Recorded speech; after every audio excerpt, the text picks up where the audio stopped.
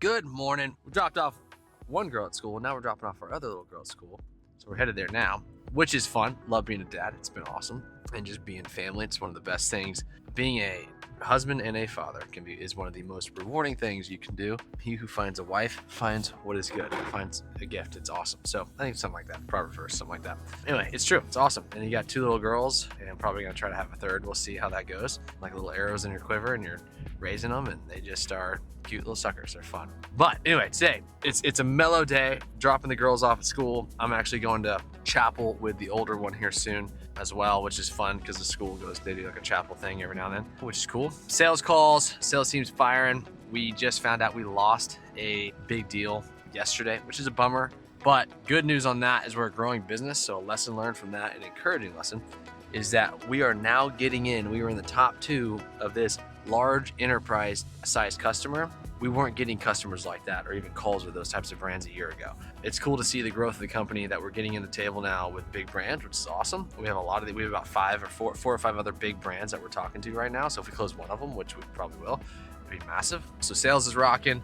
The rest of the day, I have a finance call this afternoon. I have 2 meetings with ops and IT today to talk about some topics that we're doing as we scale the company. Some things that we're working on, which by the way, back to the finance call, some things that we're working on is we have a little over 60 something different customers now. We're probably gonna crack 70 customers here soon, something like that. We're increasing efficiencies in operations, but because of that, with new systems and new cool technologies that we're able to add in, which is what ops is doing with finance, we are getting it to where we can track profitability by the unit per customer, which is really cool. We do e-commerce and retail fulfillment. So whether it's receiving in our warehouse, to inventory control, replenishment, to pick, pack, and then ship, and like building boxes and putting products inside those boxes and packing them in a box, putting a shipping label on it and shipping out the door, we are going to track profitability at the unit at each point per customer, which is awesome. Super psyched about that. And then it allows us to forecast way better, budget way better, sell way better, and really scale this company to the next level, which is where we're headed. Super psyched about that.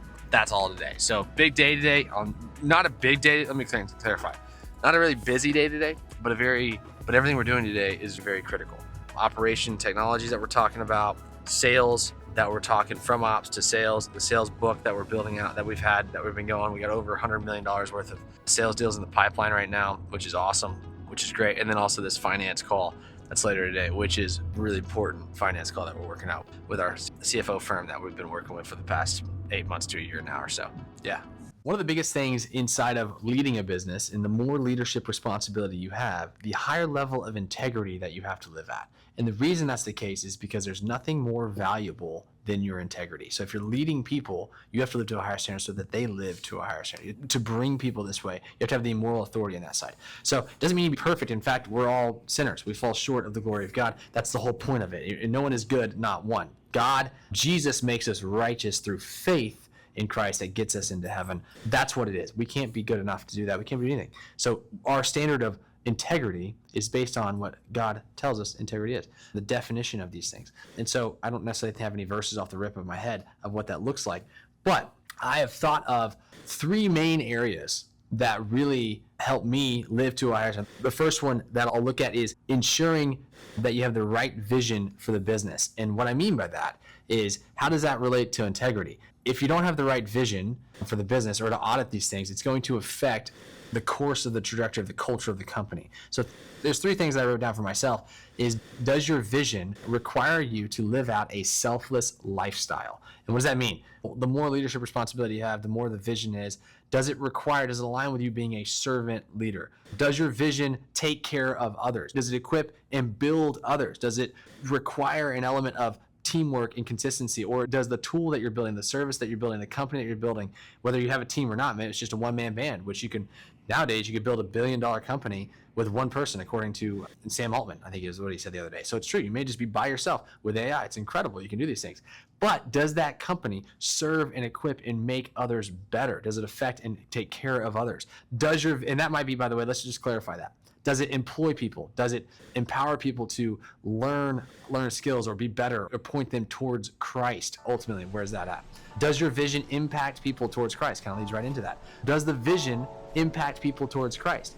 And when I say this, what does it look like? If your vision is to make hundreds of millions of dollars, which is great to have, there's nothing wrong with making a ton of money.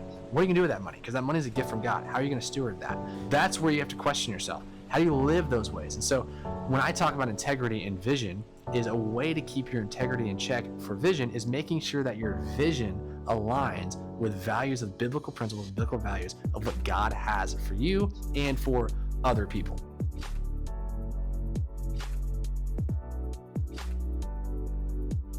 Deals, you know, 10,000 orders a month plus deals, crushing. Yeah, I mean, your current work structure, you have a head of sales, but it's Months or so that can relieve that and have like a mid-market enterprise experience guy to come in and work with you guys, but also bring. This thing is so cool, dude.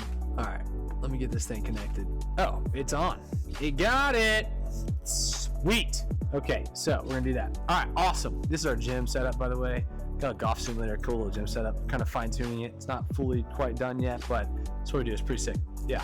When you think about integrity, look, nobody's perfect. Everybody needs help at any point in time in life. In order to maintain a high level of integrity, you've got to have a level of accountability. You got to have people that can speak into it. I actually wrote down this one is live in community. In order to maintain a high level of integrity, you got to surround yourself with other people that are living at a high level of integrity as well. But also, if you're leading people, there's a sense of responsibility. It's like you need to live at this level of integrity so that they rise up on their side of the integrity. And the way you can do that is by living within community. And one of those ways inside of a business is have a core team around you that shares your same faith. They encourage you, they equip you, they're on the same mission as you. In the end, in this case, it's us to impact and influence people towards God's kingdom and everything that we do. But also, it's like it holds you a level of accountability that if this core team's there, it's confession, being able to confess things and be around them. You got your core team of people that you can travel with, be with, whatever it may be in your work environment, or if it's at church, get in community. Hebrews 10:24. Don't forget about gathering together as believers, like holding each other, teaching and rebuking. That's what the word's for. There's a level of if something goes on, I can reach out to these guys and either travel with them or tell them what's up or whatever it may be. These are guys that are core close group of relationships that are all same faith, that are Bible believing or Bible following men of God that I know will hold me to a higher standard because I've got a team of people that are relying upon me in certain areas that I have to live to a higher standard of integrity within myself. And God calls us to live in a way that is glorifying and pleasing Him. We're not good. No one is good. That's what the Bible talks about. Our standard of good is the holiness of God. And the 10 Commandments show us that. And there's evidently, I learned this week, there's 600 plus other commands that are like the 10 Commandments, and we can't even keep the 10 Commandments. And it just shows us is we need God and we need Jesus. And we need to know that because of Jesus' death, burial, and resurrection on the cross, or death on the cross and burial and resurrection from the tomb, that if we confess with our mouth that Jesus is Lord and believe in our hearts that God raised him from the dead, we are saved and we can go to heaven. That's it. So it takes faith, saved by grace through faith. So that correlates back to how we want to do that. We want to live with a high level of integrity by glorifying God, by keeping ourselves to a higher standard, keeping that core team of people around you. That's going to raise the bar for you, keep you accountable. They're going to help encourage you. They're going to keep you recognizing who God is as well, and then really keep you focused on that end mission, impacting and influence people towards God's kingdom. So, did you see the picture I just texted you?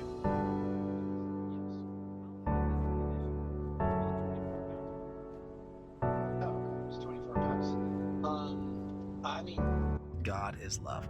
And ultimately, that's why, and part of it for me, it's like patience, man. Patience is critical.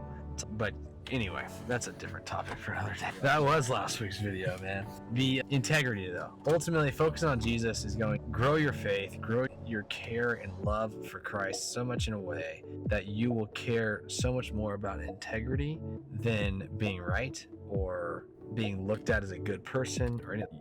Your integrity will be more valuable than any type of riches or gold or money can buy. So maintaining that is absolutely important. And the biggest way you can do that is by focusing your priorities in your life on Jesus and the free grace and gift that salvation brings us. Kapow.